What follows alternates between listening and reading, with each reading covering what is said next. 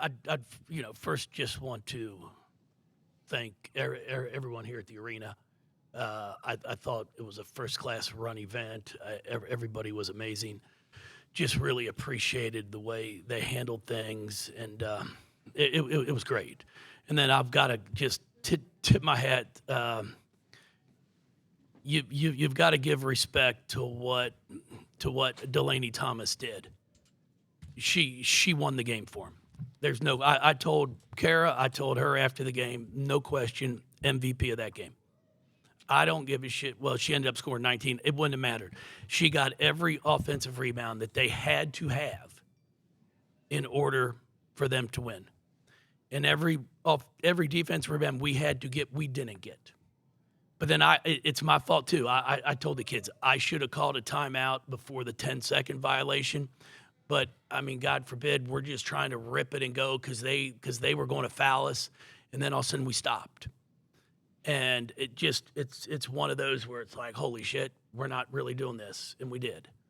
So that's my fault. I take responsibility when it's something that I should have done.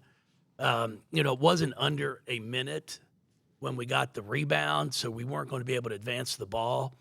And the last thing I wanted to do was to allow them to set up in a press. So that's where I was like, just get it across just get it across, attack them, and then let's see what they have to do. Then if we get it across, there's going to be, even if we ran the shot clock out, there's about 42 seconds left. You're up 4. But, we executed. They take a 1-point lead. Then we come back. We execute an out-of-bounds play. We take a 1-point lead. And then we can't get a rebound again.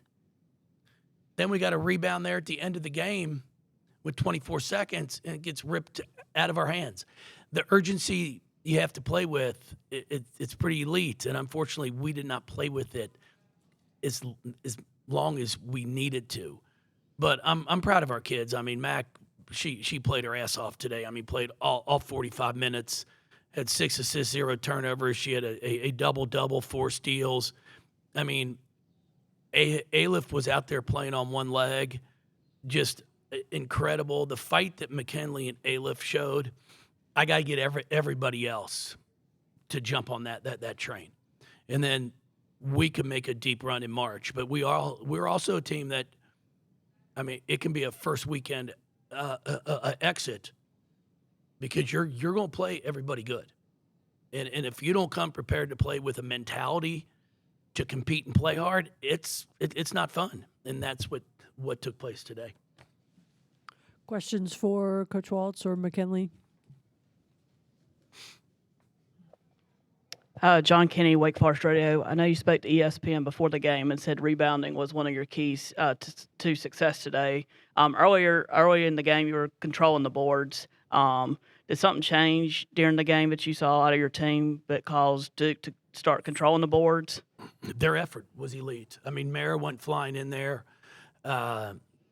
Thomas did a great job. And they came up with the big ones. That's the killer. They came up with the big ones when it mattered, and it's just it's urgency. And then I talked about it to our team. It's their guards did a really nice job of getting downhill past ours. So then our post has to step over to help. Well, then when the shot goes up and they miss, I got to have a guard slide in and box out the post that came over to help, and we didn't have the rotation. We stood beside them. And we're not going to out-jump them. And then that's where Thomas really cleaned things up.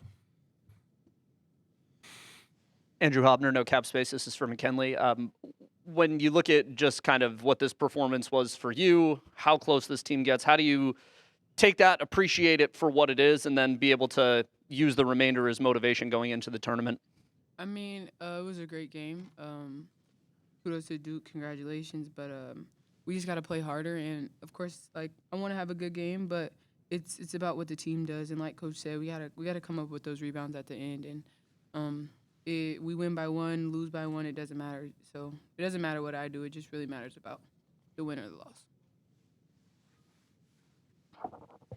It's Megan Hall with USA Today. Coach, this question's for you. Earlier in the week, you talked about wanting more national headlines for Louisville, and I know today didn't turn out the way that you wanted to, but if you could write the headline today for Louisville and the ACC, what would it say? Well, I think it's for all of our teams in this league. I mean, we're good. We're all good. We just, I mean, there as I've said from day one, what hurts women's basketball, and I've said this for 20 years, so it's not like we lost. It's bad. We've been to Final Fours. We've played for national championship. I think we're lazy in women's basketball. When we start the year with a narrative, we stick with it. It doesn't matter. We're not going to do. If somebody comes along that we didn't think was going to really be good, we don't put any extra work in. But because first off, it costs money. We're just going to put in what we've done, and then we beat that dead horse. I mean, we will absolutely beat the shit out of it. But we will never cover, and it's not just us. I'm talking nationally. There have been some really. Iowa has done some amazing things with the way they've played this year. You barely hear about them, and it's sad. But that's women's basketball. We pick with the ones we want to pick with, and we stick with it. And that's why our game is where it is. We're growing, but not the way I think we could. But you also have to put the resources into it with ESPN and the other the networks, and go, hey, I know at Media Day we didn't think Mackenly Randolph was going to be any damn good, but wow, she turned out to be good. So we're going to go to Louisville and actually do a feature story on her. God forbid if they would try to look at other players around the country that have really stepped their game up. We just don't do it. On the men's side, I see it all the time. So it's not just us. It's nationally. And again, I've won a lot. I've lost some. Okay? I've complained, win, lose, or draw, when it comes to national media, how we do things. Because I do think our game could grow. Like, it's amazing. I listen to them, and it's like we talk about the same people. It's like, man, let the country know about Deanna Mayer.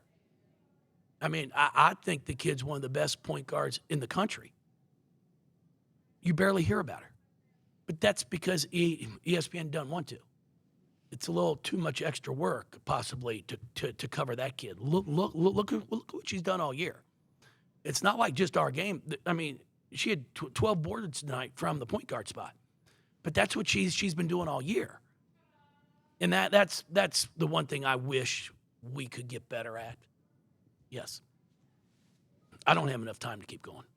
I'd love to. Coach, you talked a little bit about close loss margins throughout the season, and then this was a game tonight, high effort, fought to the end. But what do you think now that we're approaching winter go home season, it's going to take to close out these games? You got to rebound and free throw shooting. I told the kids that before we came in here. You want to win in March, you got to be able to make free throws and rebound the basketball. And unfortunately, we didn't do that. In crunch time, we did it for 36 minutes. But the last minute, when it mattered, man, we had to get them. And we just didn't. And I'm not saying we're not trying, but it's just a matter of the urgency of understanding everybody's got box out.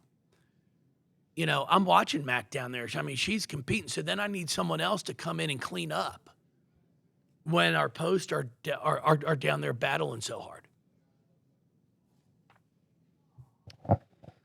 Coach, this one's for you. Yes, sir. Maybe an antidote for some of the laziness. Over the last couple of years, obviously this program hasn't been, to the standard that you built for it, being pretty regularly first and second. We've absolutely sucked. I know. I've been trying to get fired. Well, my SWA's back there, and I think if you'll start a GoFundMe, I think she'll accept it, and I'll take a buyout. I'm sure Kelly Graves and Eugene said the same at one point. Beating the first round.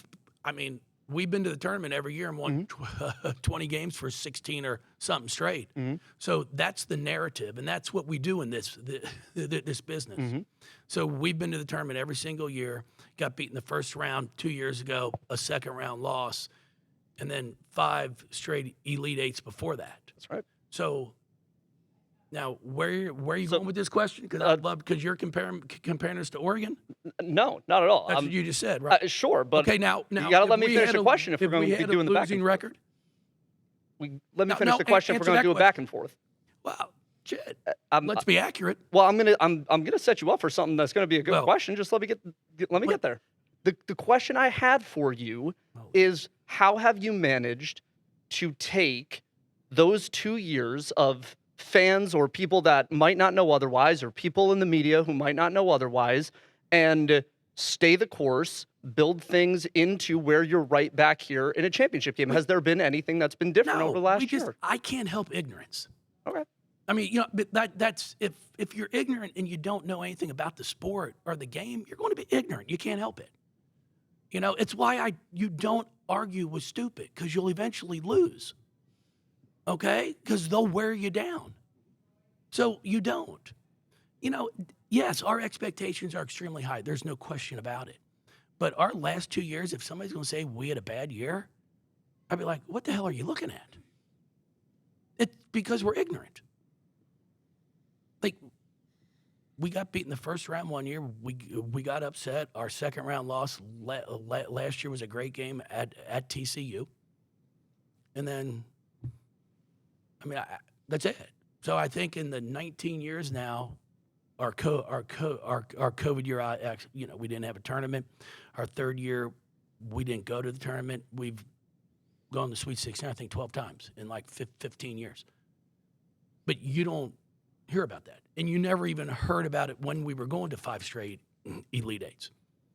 Because it's got you got to be the one that they're focusing on. And there are a lot of teams out there. But that's where, if you want to grow this game, we got to do homework. We got to educate. There's no question about it. Kelly Graves, he's a friend of mine, but Lord, come on.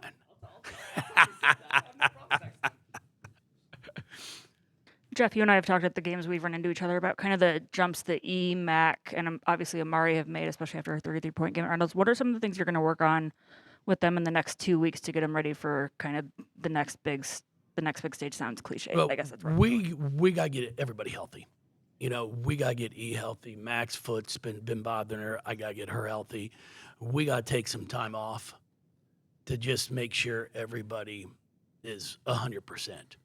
And then we'll get back to work. And then it's really just cleaning things up. It's execution. It's, rebounding the ball. We will do plenty of rebounding drills the next 7 days. I can guarantee you that. But it's what it came down to. And then we couldn't get to the free throw line because we weren't aggressive enough.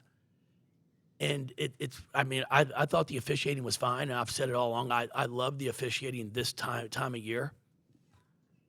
It's way better than during the regular season, because you have to play strong. You have to be physical.